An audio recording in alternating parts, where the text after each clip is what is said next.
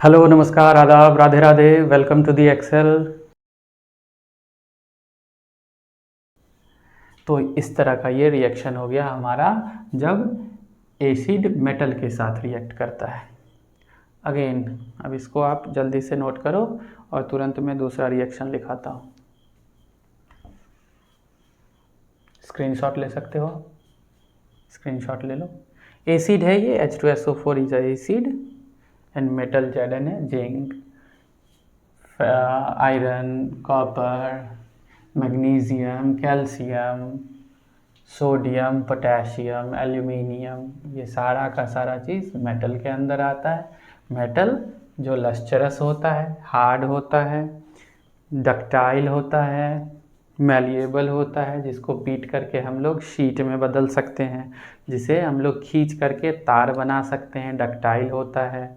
Sonorous होता है, जिसको हम लोग ठोकेंगे तो उससे आवाज़ आएगी। उसके बाद लस्चरस होता है, उसमें एक चमक होती है मेटल के सरफेस पे। तो ये सब मेटल का कैरेक्टरिस्टिक्स है। और सारे मेटल्स के साथ में most of the metals, note सारे, एग्जाम्पल के लिए आपका रिएक्टिविटी सीरीज़ में जो नीचे का मेटल्स है बोले तो गोल्ड, प्लेटिनम, ये सब किसी भी एसिड्स के साथ में रिएक्ट नहीं करता है। इसको किसी एसिड के साथ रिएक्ट भी कराना है तो उसके लिए एक स्पेशल कैटेगरी का एसिड बनता है। देखो, अगर आप गोल्ड और प्लेटिनम की बात कर रहे हो, gold, platinum, note plus gold, platinum, gold और प्लेटिनम की बात कर रहे हो तो ये किसी भी एसिड से रिएक्ट नहीं करता है, इवन वो H2SO4 क्यों ना हो। इसके लिए हमें जो एसिड चाहिए होता है उसको हम लोग बोलते हैं एक्वा रेजिया। पढ़े ही होंगे आप लोग पहले भी, एक्वा रेजिया हम लोग इसे बोलते हैं। और एक्वा रेजिया बनता है 3:1 के रेशियो में HCl और HNO3। जब हम लोग इसे 3:1 में मिलाते हैं तो ये बनता है एक्वा रेजिया, और इसी से हम लोग गोल्ड और प्लेटिनम का रिएक्शन करवा सकते हैं। अदरवाइज़ गोल्ड और प्लेटिनम किसी के साथ रिएक्ट नहीं करता है। लेकिन रिएक्टिविटी सीरीज़ में ऊपर के मेटल्स के साथ में एसिड्स रिएक्ट करता है। हाँ, तो हम लोग आगे बढ़ते हैं। ये तो उतना काम का चीज़ था नहीं, ये पहले के क्लासेस में पढ़ा हुआ चीज़ था, मैंने ऐसे रिकॉल करा दिया। अब हम लोग देखते हैं आगे का रिएक्शंस। अब जैसे एग्जाम्पल के लिए हमारा कभी एसिड और बेस मिल जाए, 6 था आई थिंक, अब 7, एसिड प्लस बेस। एसिड को बेस के साथ जब मिला दिया जाए तो ये हमारा देता है सॉल्ट प्लस वाटर। ये हमारा देता है सॉल्ट प्लस वाटर। कब? जब एसिड को अब बेस के साथ, नॉट मेटल, बेस के साथ मिलाया जाए। तो हमारा बेस, जैसे एग्जांपल के लिए बेस ही ले लेते हैं, पहले बेस ही ले लो, अभी तक तो ऐसे ही याद करके आए हो तो अच्छा रहता है। NaOH ले लो, प्लस आप HCl ले लो, HCl ले लो। जब ये रिएक्ट करता है तो ये हमारा देता है NaCl, जो हमारा कॉमन सॉल्ट होता है, सोडियम क्लोराइड इसको बोलते हैं, सोडियम क्लोराइड। ये हमारा सोडियम क्लोराइड है, ये हाइड्रोक्लोरिक एसिड है, हाइड्रोक्लोरिक एसिड। ये सोडियम हाइड्रोक्साइड, ये सोडियम हाइड्रोक्साइड, ये क्या होता है? ये बेस है। HCl हाइड्रोक्लोरिक एसिड, ये एक एसिड है। ये जो सोडियम क्लोराइड मिला ये होता है सॉल्ट, और प्लस H2O, ये होता है वाटर। इस तरह से हमारा जब बेस प्लस एसिड मिलता है तो वो सॉल्ट प्लस वाटर देता है। ये हमारा रिएक्शन हो गया एसिड प्लस बेस वाला। अच्छा, इसमें अभी मैं ऐड करता हूँ, बाकी तो जा कर के सॉल्ट में पढ़ाऊँगा ही। ये जो रिएक्शन होता है जहाँ पर एसिड और बेस मिलता है, इस रिएक्शन को हम लोग बोलते हैं, क्योंकि ये एसिड और बेस दोनों एक दूसरे को न्यूट्रलाइज कर देता है और बनाता है सॉल्ट। बनाता है salt, which is neutral in nature, not always, mostly. ये कैच है, इसको हम लोग जब सॉल्ट में आएंगे तो पढ़ेंगे। और वो जो मैं बोल रहा था कि एक पॉइंट है जहाँ पर कन्फ्यूज़न बनेगा, मैं सॉल्ट में आकर के क्लियर करूँगा, वो एक्चुअली यहीं से था कि सॉल्ट न्यूट्रल होता है मोस्टली। आइए हम लोग देखते हैं, acid plus base is equal to salt plus water देता है। और ये जो हमारा रिएक्शन है, इस रिएक्शन को हम लोग बोलते हैं न्यूट्रलाइजेशन रिएक्शन। ये भी आप पहले से पढ़े हुए हो, न्यूट्रलाइजेशन रिएक्शन। न्यूट्रलाइजेशन रिएक्शन वो रिएक्शन जिसमें एसिड और बेस मिलता है और न्यूट्रलाइज होकर के सॉल्ट देता है और साथ में वाटर देता है, इसको हम लोग न्यूट्रलाइजेशन रिएक्शन बोलते हैं। यहाँ ध्यान देना एक चीज़ को, क्योंकि अगले एग्जाम्पल में यही पढ़ाने वाला हूँ। ध्यान देने लायक ये चीज़ है कि मैं यहाँ लिखा था बेस और यहाँ लिखा था NaOH, सोडियम हाइड्रोक्साइड। सोडियम के साथ क्या लगा हुआ है? हाइड्रोक्साइड लगा हुआ है। अभी ध्यान देना, अगले एग्जाम्पल में ये ख़त्म हो गया। Next number 7, 8th। नेक्स्ट हमारा होगा 8th। इसको तो हमेशा याद कर ही लो कि जब भी एसिड और बेस मिलता है सॉल्ट और वाटर देता है, एसिड और बेस मिलता है सॉल्ट और वाटर देता है। एसिड और बेस को मिलाएंगे, नमक और पानी देगा। क्या देगा? नमक और पानी देगा।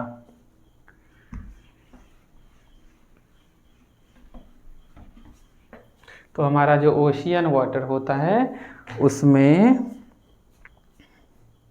बहुत सारे सॉल्ट्स होते हैं, लेकिन पानी के साथ में। तो जैसे ही हम लोग उसको बड़े बड़े मल्च बना करके, आई डोंट रिमेम्बर क्या उसे बोलते हैं, हम लोग बीच पर बहुत सारे गड्ढे खोद देते हैं और उन गड्ढों में वो पानी आकर के जमा हो जाती है। उसके बाद सनलाइट के प्रेजेंस में वो सारा वाटर इवेपोरेट हो जाता है और उसके बाद सिर्फ उसमें सॉल्ट बचता है।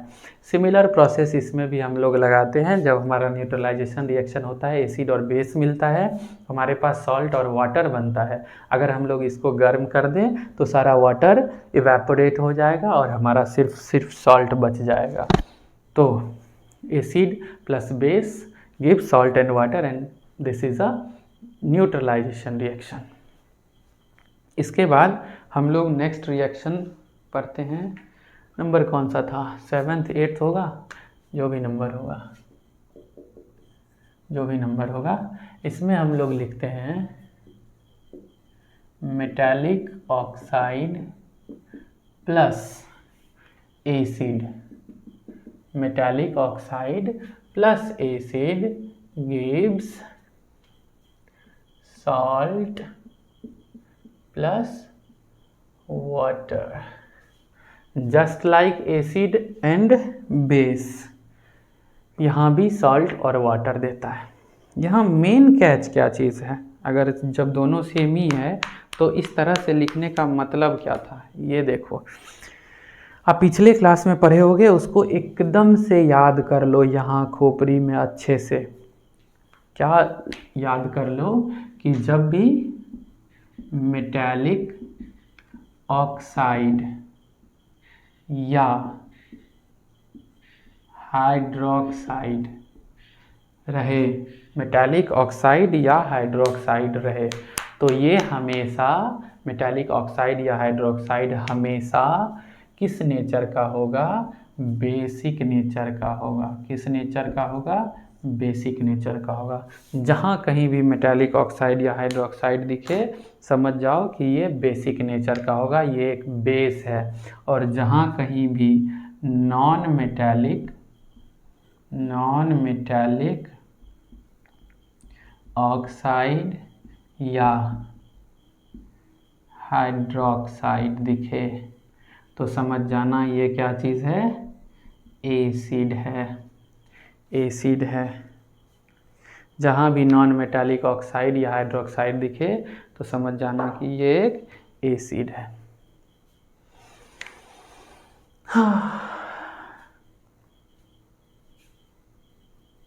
और भी चीज़ होता है एसिड में, वैसे क्लोराइड भी होगा, सल्फेट सल्फ्यूरिक भी बनता है जिसमें सल्फ़र और ऑक्सीजन हम लोग मिलाते हैं। और ये सारा चीज़ सारा एग्जाम्पल जो है वो हमारा एसिड का हो जाएगा। एक देखो आप CO2 गैस, ये भी एक्चुअली एसिडिक नेचर का होता है, ये भी एसिडिक नेचर का होता है CO2। देखो अभी मैंने जैसे बताया था H2CO3, देखो नॉन मेटल का जैसे ही आप बनाओगे, नॉन मेटल का जैसे ही ऑक्साइड बनाओगे, नॉन मेटल का ऑक्साइड बनाओगे तो वो देगा क्या चीज़, एसिड। और हमारा H2CO3 भी एक एसिड था जिसको हम लोग कार्बोनिक एसिड बोलते हैं, कार्बोनिक एसिड बोलते हैं। CO2 भी हमारा एक एसिड है, इसी से तो बनता है H2CO3, कार्बन डाइऑक्साइड से कार्बोनिक एसिड बनता है।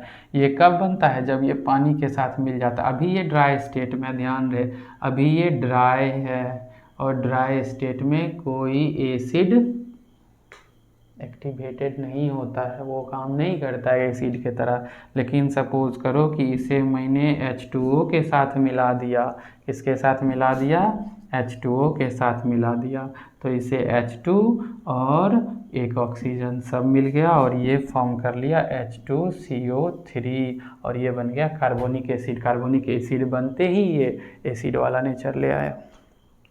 तो हमारा नॉन मेटालिक ऑक्साइड एसिड होता है, कोई सा भी ले लो ना, CH3COOH भी पकड़ लो, किसी को भी पकड़ लो, वो एसिड ही बनाएगा। उसके बाद मेटालिक ऑक्साइड या हाइड्रोक्साइड जो होता है वो बेस होता है। जैसे सोडियम मेटल का ले लो, सोडियम Na और OH ले लो, ये जो मैं पिछले वाले एग्जाम्पल में लिखा था, NaOH हमारा क्या चीज़ होगा, बेस होगा।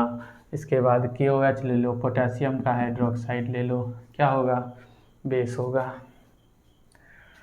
CaOH2 ले लो, CaOH2 ले लो, बेस होगा। ये सब का सब चीज़ बेस का एग्जाम्पल है, ये सब बेस होगा।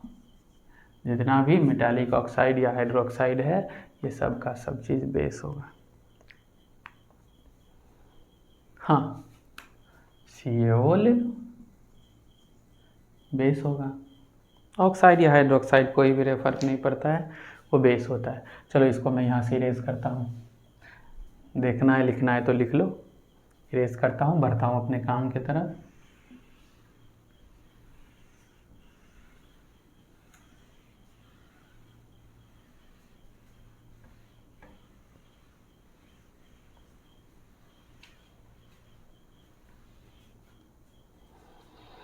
तो चलिए अब हम लोग अपना एग्जाम्पल लेते हैं, कौन सा, जब हम लोग ऑक्साइड या हाइड्रोक्साइड के साथ मिलाते हैं। ओके, तो मेटालिक ऑक्साइड या metallic not only oxide, metallic oxide और metallic hydroxide both, metallic oxide या मेटालिक हाइड्रोक्साइड।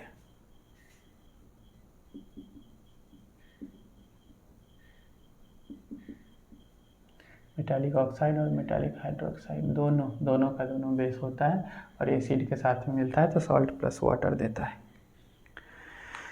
हाँ, इसके एग्जाम्पल में आप लिख सकते हो CO, इसके एग्जाम्पल में आप लिख सकते हो CuO copper oxide plus HCl। अब देखो कॉपर ऑक्साइड है और HCl है, यहाँ पर आपका देगा CuCl2 2HCl, CuCl2 H2O plus H2O।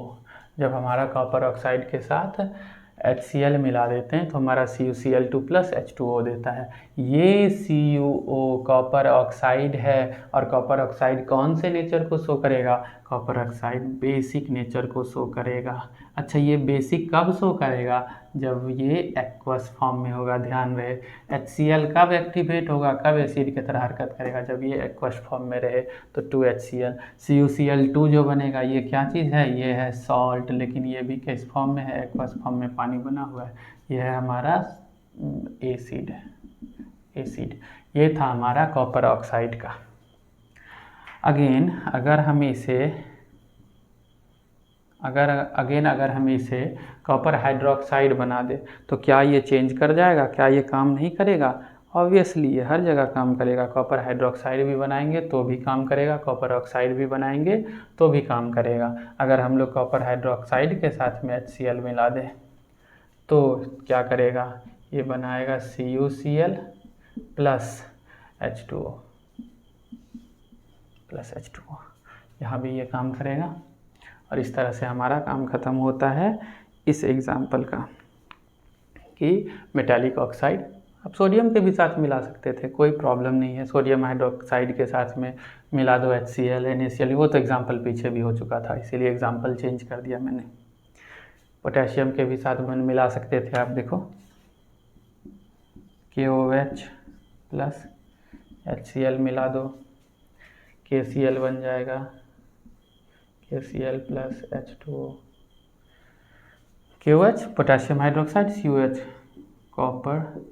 जिन्हें भी ये नाम नहीं पता है वो अच्छे से लर्न करो, ये सब पहचानना आना चाहिए। ये कॉपर हाइड्रोक्साइड है, HCl का तो नाम मैंने लिख ही दिया। ये CuCl को हम लोग Cu फॉर कॉपर और Cl फॉर क्लोराइड, इसको हम लोग कॉपर क्लोराइड बोलेंगे। ये है क्या? ये एक सॉल्ट है।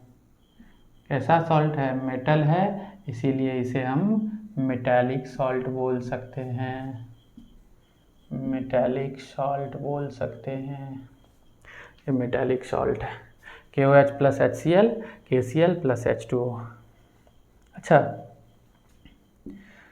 क्या हो अगर हम इसे H2SO4 के साथ रिएक्ट करवाएं तो KOH plus H2SO4 sulphuric acid. इस केस में क्या होगा? तो हमारे पास इसमें 2K लेना पड़ेगा और हम यहाँ लिखेंगे K2SO4 प्लस 2H2O। ये रिएक्शन होगा। तो अगर हम लोग KOH को H2SO4 के साथ रिएक्ट कराना चाहेंगे तो यहाँ भी रिएक्शन होगा और इस रिएक्शन से प्रोडक्ट बनेगा K2SO4 H2O। ये क्या है? पोटेशियम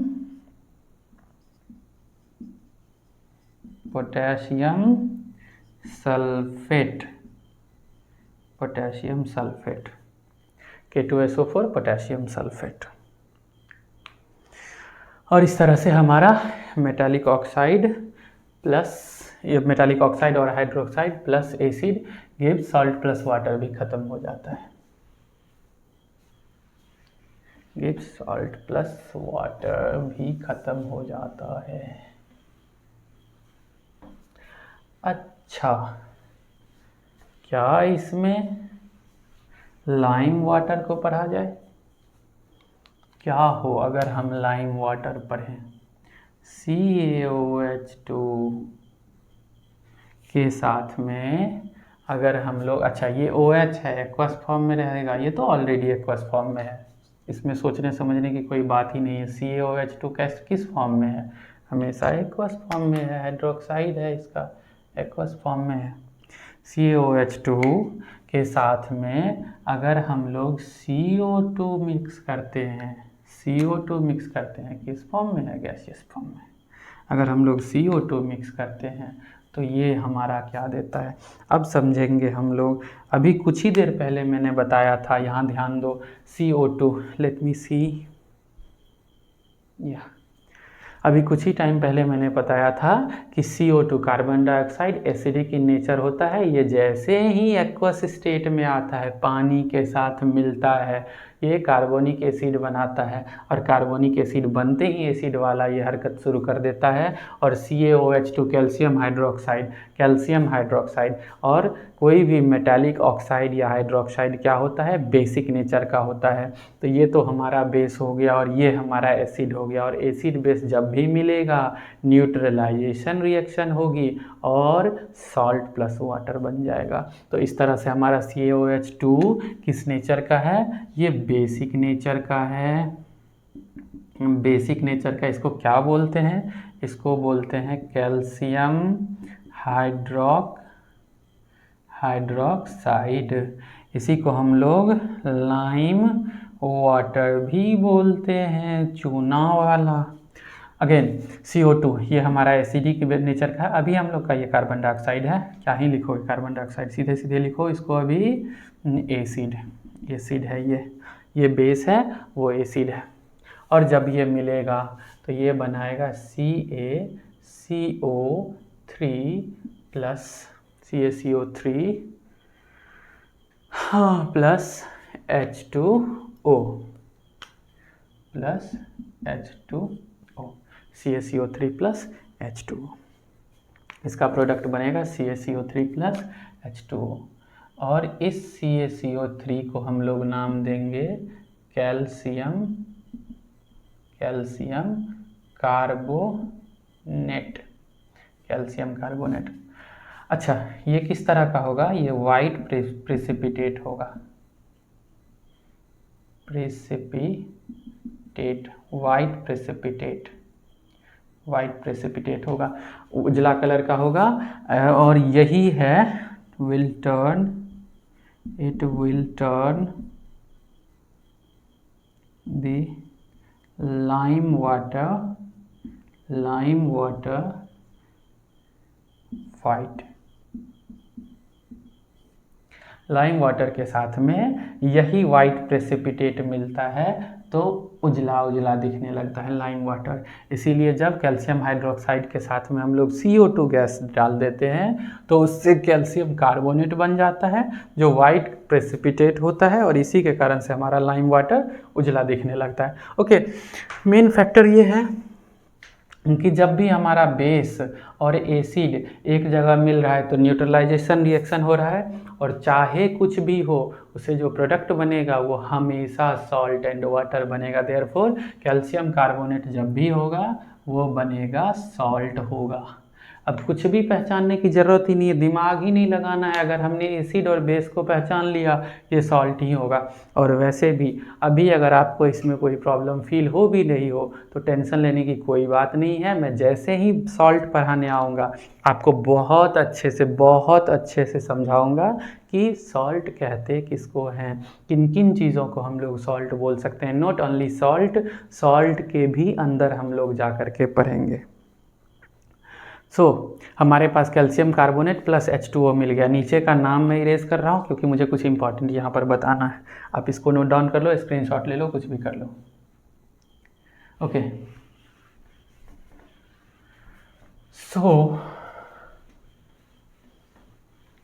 अब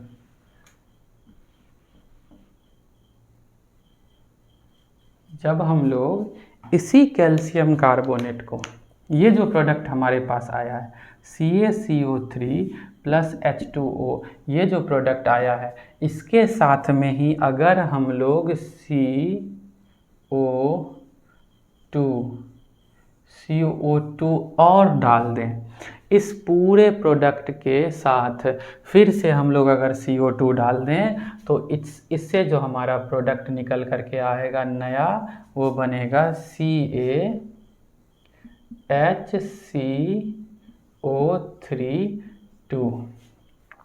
calcium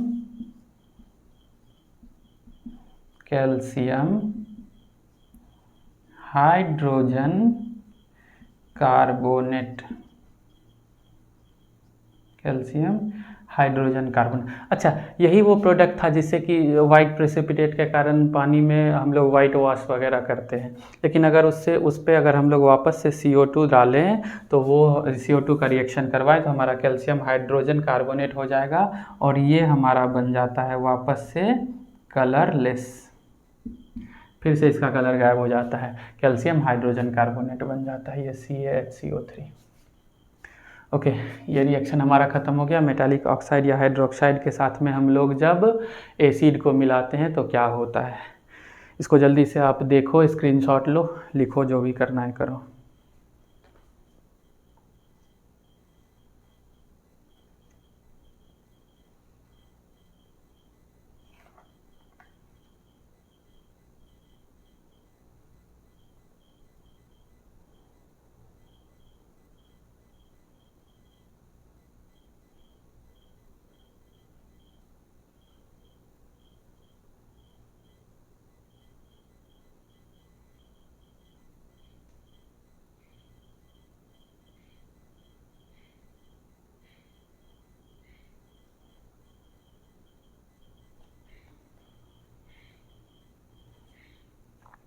okay.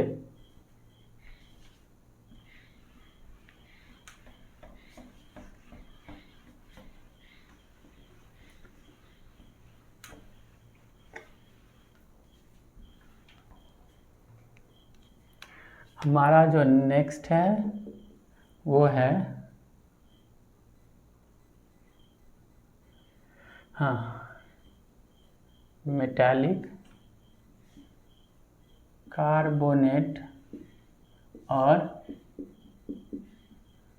Hydrogen carbonate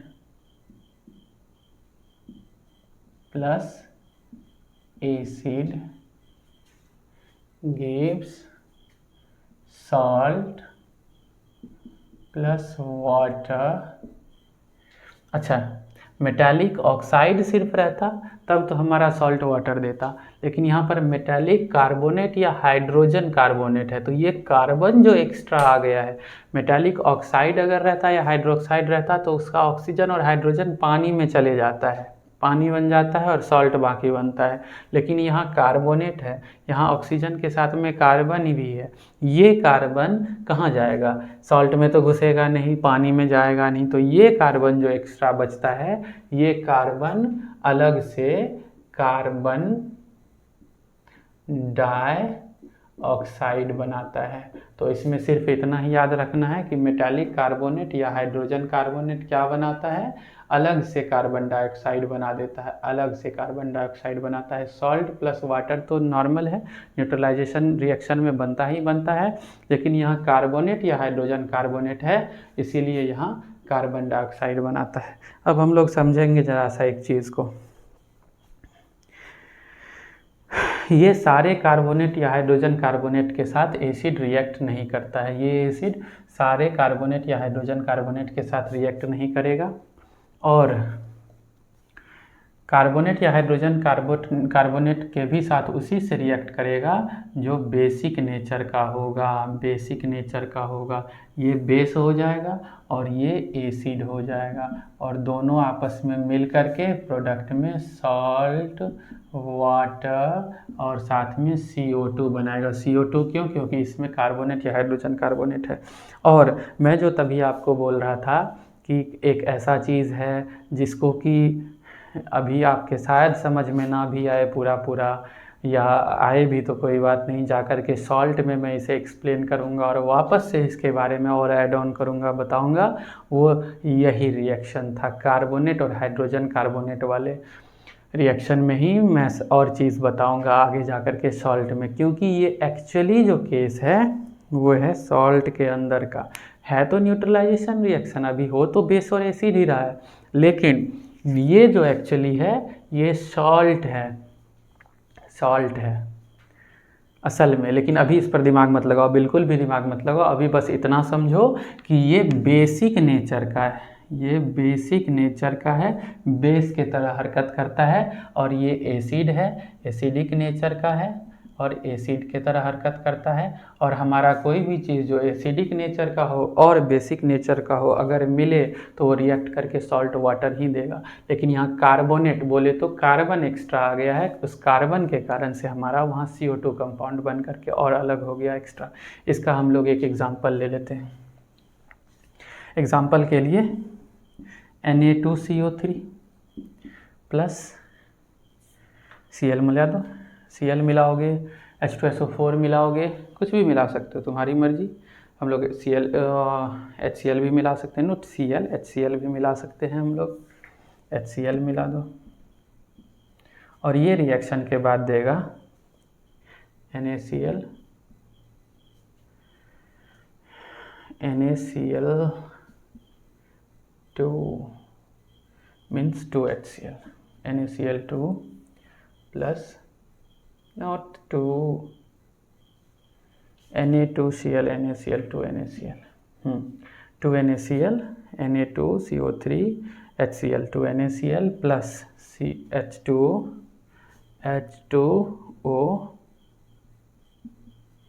plus CO2।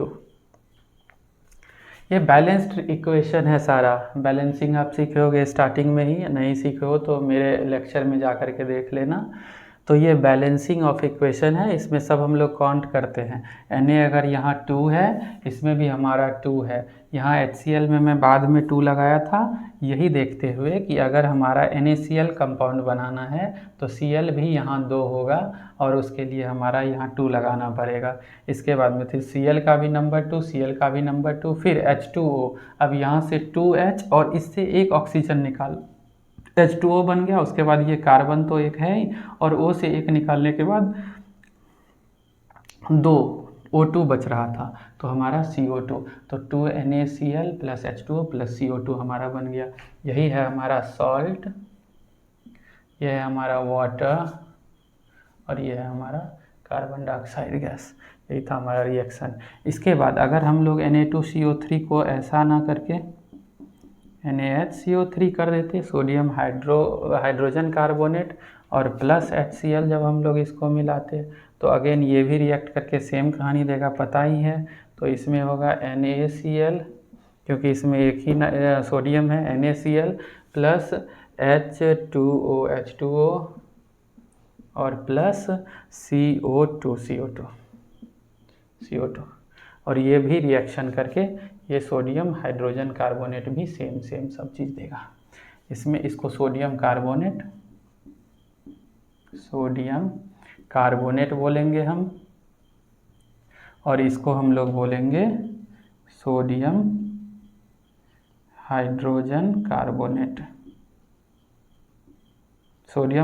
Carbonate खुद से लिखो, सोडियम हाइड्रोजन कार्बोनेट। ये हमारा सोडियम क्लोराइड देता है, H2O और CO2 देता है। ये हमारा पूरा रिएक्शन है। ये सारा एसिड्स का रिएक्शन हमारा ख़त्म हो गया। इसके बाद मैं जो, अरे इसका नहीं लिखे हो तो स्क्रीनशॉट ले लो, लिख लो, कुछ भी करो। ओके, इसके बाद जो मैं बता रहा हूँ वो है डाइल्यूशन ऑफ एसिड। पहले तो कंसंट्रेशन समझो, बाद में डाइल्यूशन समझना। सबसे पहले कंसंट्रेशन मतलब किसी सॉल्यूशन में एसिड कितना है, कंसंट्रेशन समझो।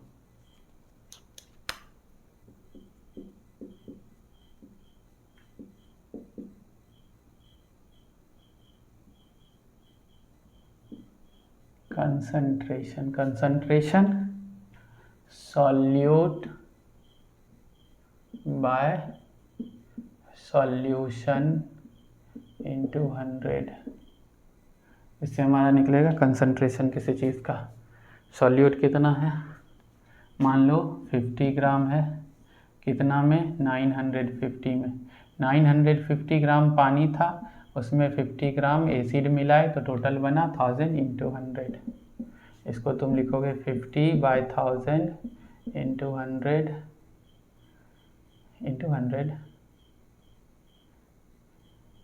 50/1000 इंटू 100, और ये कैंसिल आउट हो जाएगा, 10 5 जा 50, और हम लोग इसको लिखेंगे 5%।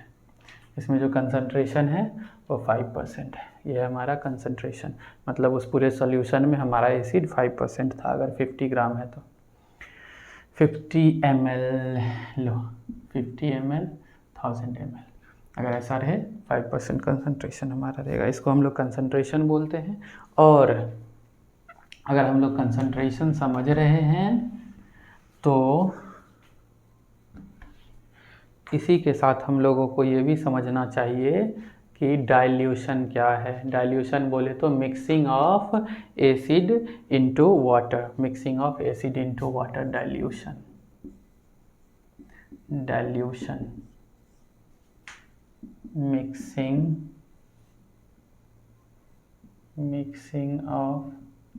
एसिड एंड वाटर लिखो बस।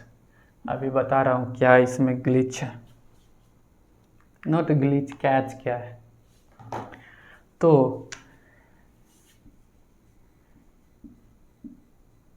Do not add water into acid. Add instead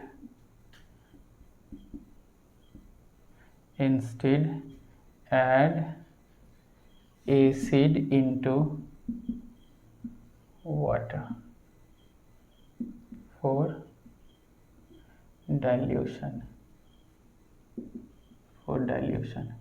dilution के लिए, डाइलेशन जैसा लग रहा है यार, डाइल्यूशन के लिए हमें कभी भी वाटर को एसिड में नहीं डालना चाहिए.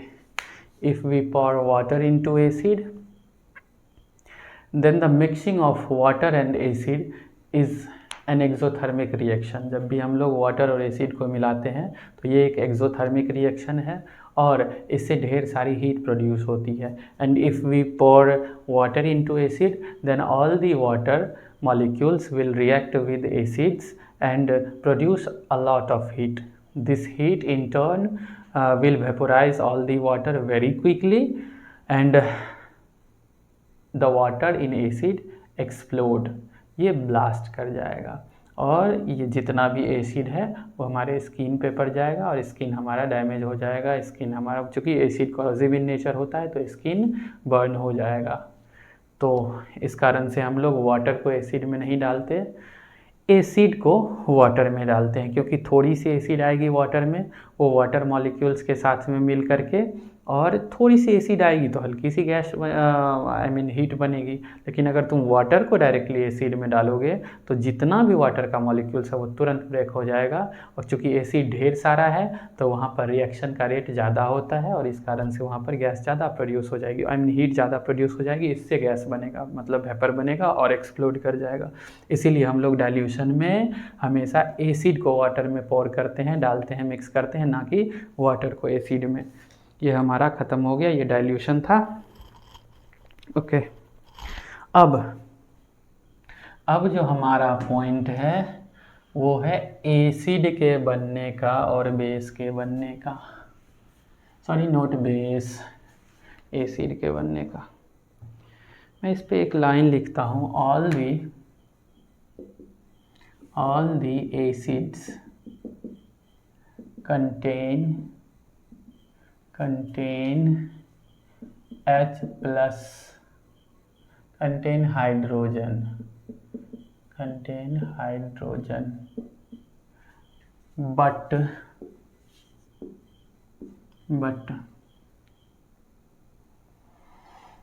all the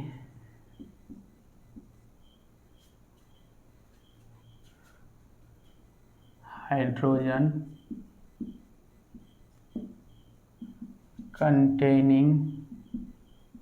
containing compound is not an acid. जितना भी एसिड्स है उस सारे में हाइड्रोजन रहता है, लेकिन इसका ये मतलब नहीं है कि किसी भी कंपाउंड में अगर हाइड्रोजन है तो वो एसिड ही हो गया, नहीं. All the compounds contain hydrogen, but all the hydrogen containing compounds are not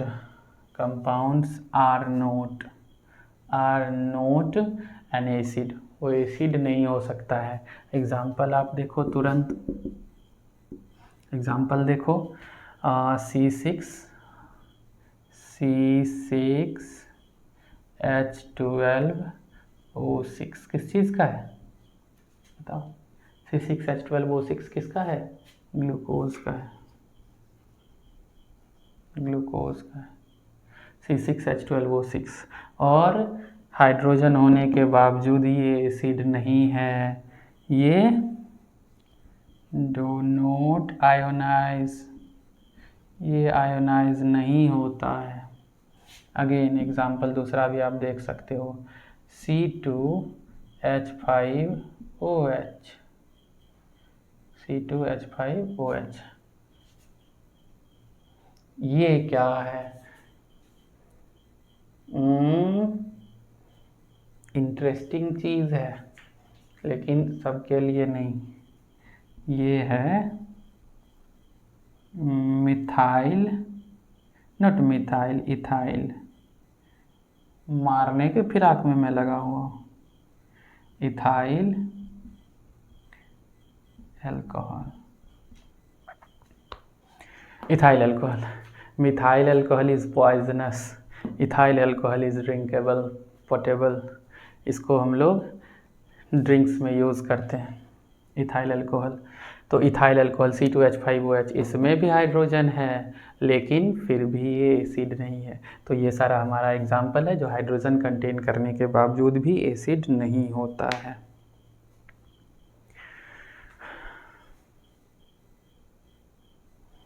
अब हम लोग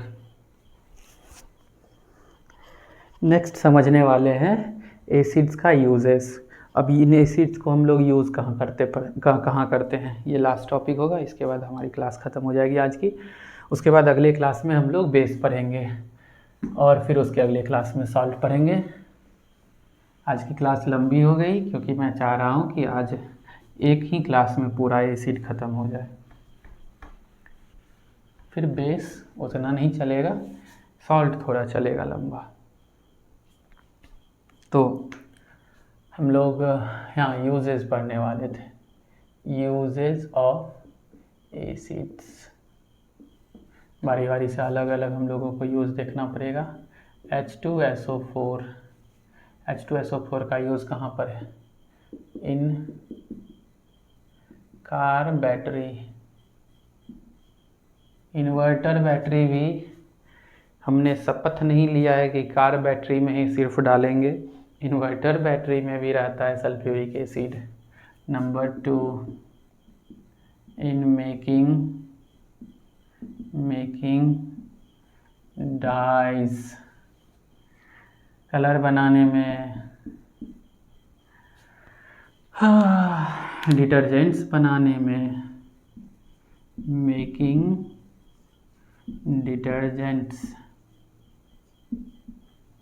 डिटर्जेंट्स बनाने में यूज़ करते हैं।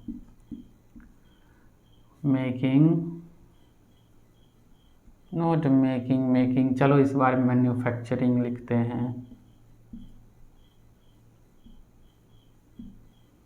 मैन्युफैक्चरिंग फर्टिलाइज़र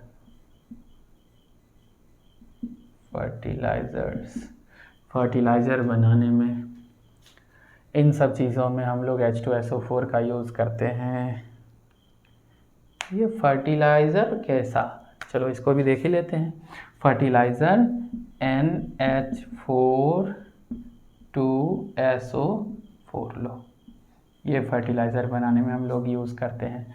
बहुत बारी नाम सुने होंगे, इसको हम लोग बोलते क्या हैं? इसको हम लोग बोलते हैं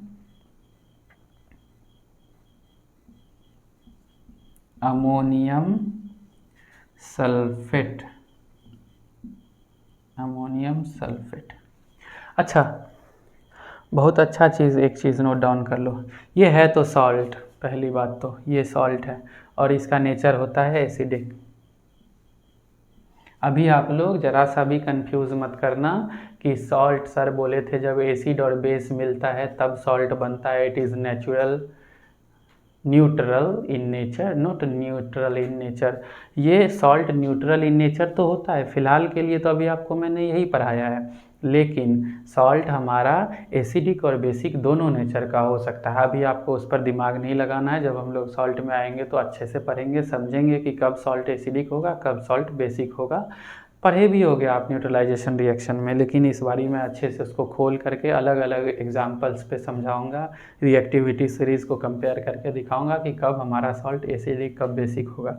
यहाँ पर जो ये सॉल्ट है ये एसिडिक नेचर का होता तो ये सॉल्ट है, ये कैसा है? ये होता तो सॉल्ट है, लेकिन ये कैसा सॉल्ट होता है? एसिडिक नेचर का सॉल्ट होता है, एसिडिक नेचर का। और इससे आप एक चीज़ याद कर लोगे, अभी एक और शायद फर्टिलाइज़र, हाँ एक और फर्टिलाइज़र पढ़ाऊँगा, उसमें भी मैं नाम मेंशन कर दूँगा इसको। तो दूसरे सॉल्ट में भी वो सेम होगा, सॉल्ट होगा लेकिन एसिडिक नेचर का होगा। तो एक चीज़ दिमाग में डाल लो कि कोई भी फर्टिलाइज़र हमारा वो एसिडिक नेचर का होता है। फर्टिलाइज़र हमारा एसिडिक नेचर का होता है, नॉट एसिड होता है, वो होता सॉल्ट है लेकिन एसिडिक नेचर का होता है। तो हमारा ये H2SO4 का यूज़ था। इसको देख लो जल्दी से, इसे मैं इरेज करने वाला हूँ।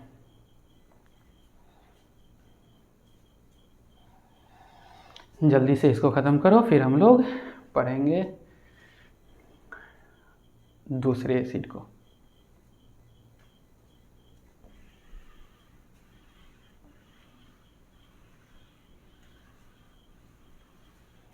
अब हमारे पास नेक्स्ट एसिड है HCl। HCl हाइड्रोक्लोरिक एसिड नहीं लिखूँगा, HCl hydrochloric acid. Hydrochloric acid का यूज़ हम लोग कहाँ कहाँ करते हैं? In textile, food and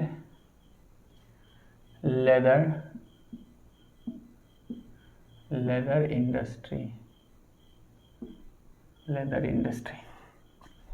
In textile, food and leather industry we use HCl. Number 2, removing oxide film from steel. कब? बिफोर, कभी भी वैसे तो यूज़ कर सकते हैं, but before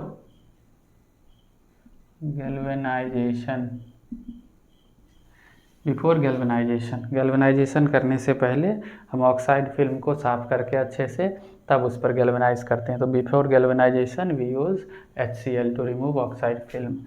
again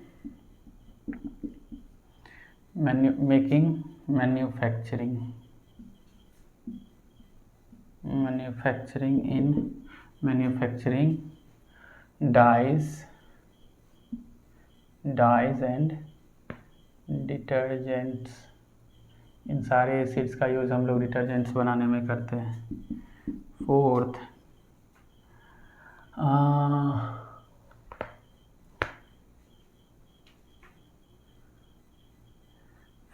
cleaning water boilers in the industries।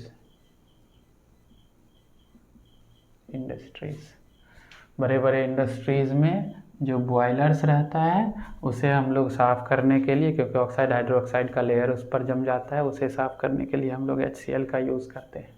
और ये सब हमारा HCl का यूज़ था। इसके बाद हमारा ये भी ख़त्म होता है, हम लोग दूसरे एसिड को अब पढ़ते हैं।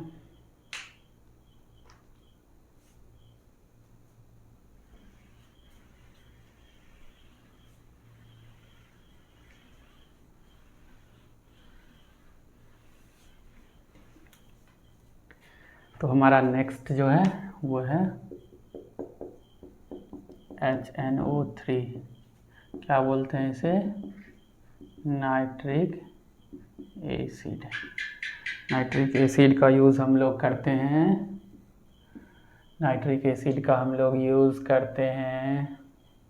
Making dyes.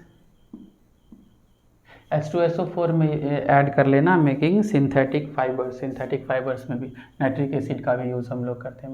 Making dyes, making synthetic fibre, इसमें मैं नाइट्रिक एसिड है, nylon. Making synthetic fibre, then after making fertilizer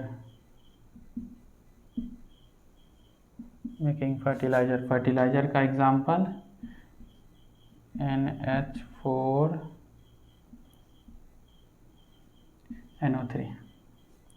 NH4NO3, इसका नाम है अमोनियम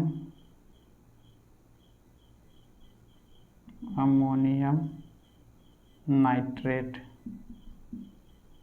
अमोनियम नाइट्रेट ये भी क्या चीज़ है, ये सॉल्ट है और एसिडिक नेचर का है।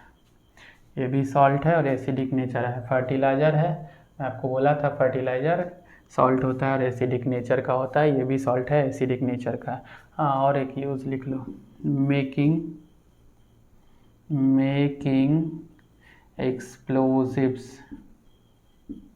एक्सप्लोजिव्स बम बनाने में। Example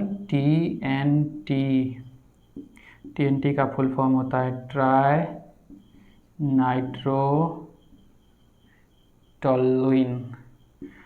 nitrotoluene. ये 4 यूज़ लिख लो इसका। ठीक है, ये सब HNO3 का यूजेज है। इसको इरेज करता हूँ। इसके बाद हम अब कितना ही पढ़े, बट चलो 1-2 और देख ही लेते हैं।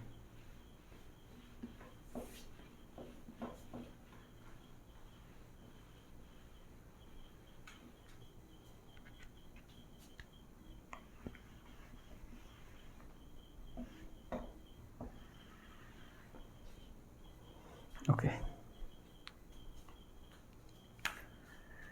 वी हैव CH3COOH, कुछ नेचुरल भी तो होना चाहिए। एसिटिक एसिड, इसका यूज़ देखो। नंबर 1,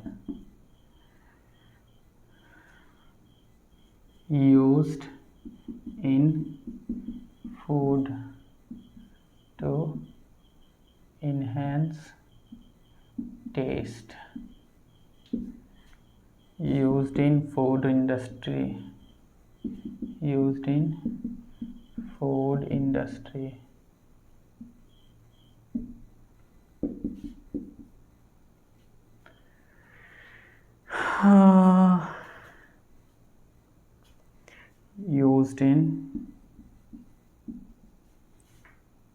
fermentation, for fermentation,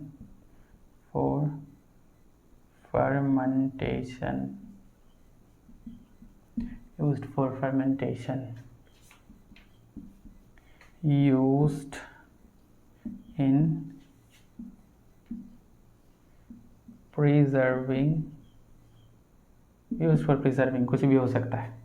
वो किसी लाश को प्रिजर्व करना हो, मीट को प्रिजर्व करना हो, अचार को प्रिजर्व करना हो, किसी भी चीज़ को प्रिजर्व करना हो, उसमें हम लोग CH3COOH एसिटिक बोले तो विनेगर का यूज़ करते हैं। हाँ, तो ठीक है, ये ख़त्म हो गया हमारा एसिटिक एसिड।